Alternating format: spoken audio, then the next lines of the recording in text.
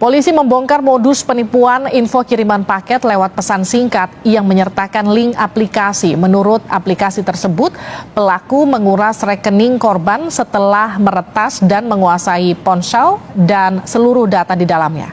Korban sebanyak 493 orang dengan kerugian mencapai 12 miliar rupiah. Bagaimana mekanisme penipuan dengan modus ini dan apa yang perlu diwaspadai? Kita akan sapa Pratama Persada, pakar keamanan siber. Selamat malam, Pak Pratama. Selamat malam, Mbak. Ini modusnya seperti apa? Kita sebetulnya sempat mendengar ini beberapa bulan yang lalu, tapi kenapa korbannya tetap semasif ini? Ya, Mbak, saya pikir ini ada beberapa sebab ya gitu. Yang pertama adalah karena masyarakat tidak begitu mengerti tentang literasi digital kalau handphonenya itu atau device-nya itu gampang terinfeksi malware begitu. Kemudian juga masyarakat kita ini terlalu percaya sama orang begitu, sehingga kan sekarang ini banyak orang belanja online ya gitu, sehingga biasanya kurir gitu motoin barangnya kemudian ngasih tahu kita, Pak, Bu, barangnya sudah sampai ya gitu. Nah, ini kebetulan yang dikirim itu bukan gambar tapi adalah aplikasi, ekstensinya APK gitu. Masalahnya tidak semua orang ngerti masalah IT kan, nggak ngerti masalah teknologi begitu. Sehingga ketika ada orang mengaku kurir gitu, seolah-olah dia kurir ngirim gambar, ini udah nyampe ya gitu. Begitu diklik ternyata install aplikasi. Nah, celakanya sebenarnya ketika ngeklik link itu akan diminta permission gitu. Apakah boleh ngakses SMS? Apakah boleh ngakses data? Apakah boleh ngakses phone book?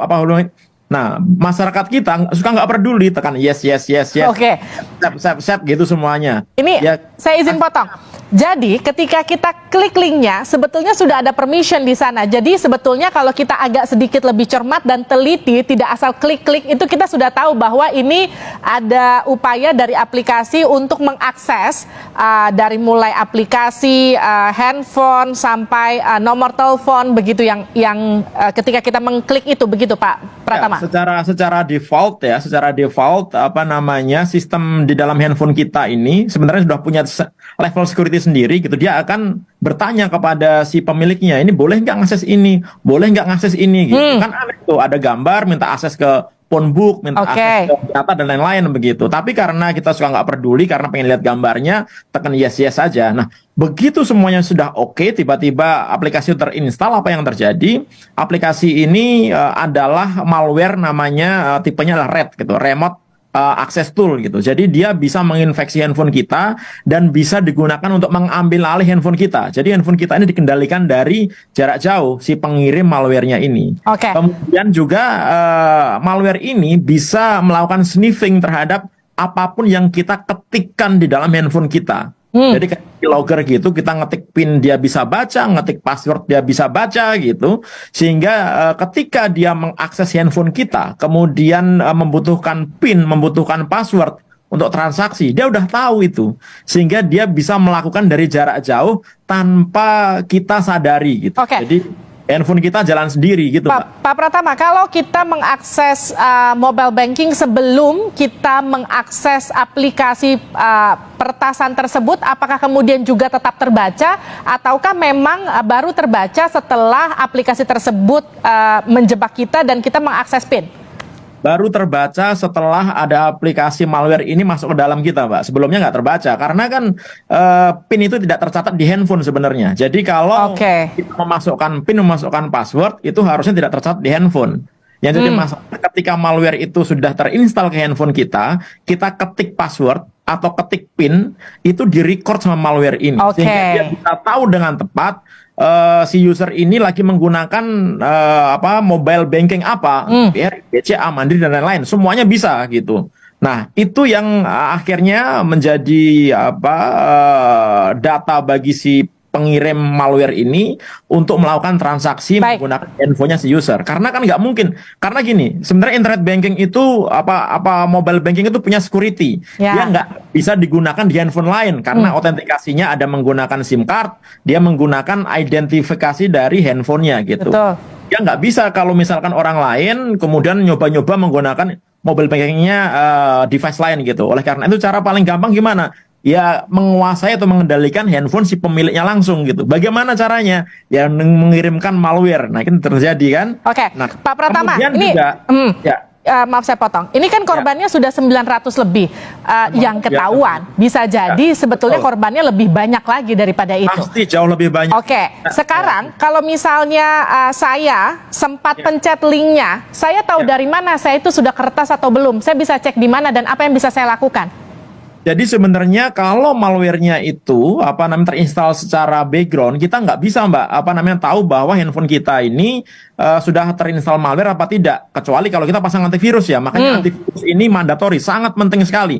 Banyak antivirus gratisan bisa dipakai. Oleh karena itu yang nonton tayangan ini harus pasang antivirus gitu, karena bisa menjaga kita dari malware. Tapi kalau sudah masuk, kita nggak bisa ngecek. Kenapa? Karena ini hidden, nggak ada aplikasinya, nggak kelihatan gitu. Oke. Nah, tapi kita bisa merasakan tanda-tandanya kalau misalkan handphone kita ini kena malware apa enggak gitu. Misalkan yang pertama, kita pakai pulsa, biasanya pakai data yang biasanya habis dalam waktu sebulan 10 giga, ternyata dia habisnya dalam seminggu udah habis gitu.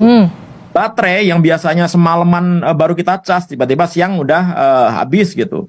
Atau tiba-tiba handphone kita taruh dalam keadaan idle, kita pegang kok hangat nih gitu. Berarti ada yang kerja di belakang layar nih gitu. Nah, itu ada tanda-tanda ada malware yang bekerja di handphone kita gitu. Atau misalnya kita dapat SMS dengan karakter-karakter yang aneh gitu. Atau misalkan tiba-tiba handphone kita terstart gitu. Nah, itu ada masalah di handphone kita, sehingga harus kita benerin dulu handphone kita ini gitu, supaya kita yakin bahwa handphone kita ini benar-benar clean.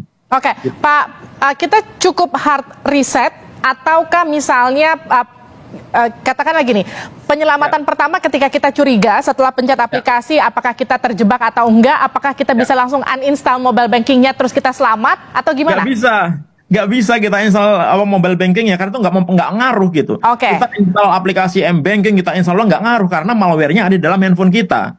Cara terbaik dan tercepat adalah kita backup semua data-data kita di device lain di komputer gitu. Kemudian kita lakukan factory reset. Setelah itu baru kita balikin lagi datanya dan install antivirus gitu. Oke, jadi harus factory reset ya, reset ulang semuanya ya. Iya.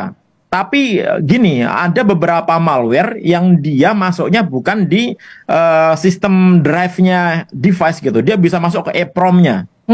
Artinya apa? Walaupun kita factory reset, tapi malware-nya nggak hilang gitu. Aduh. Terus APK gimana dong? Kayaknya sih nggak.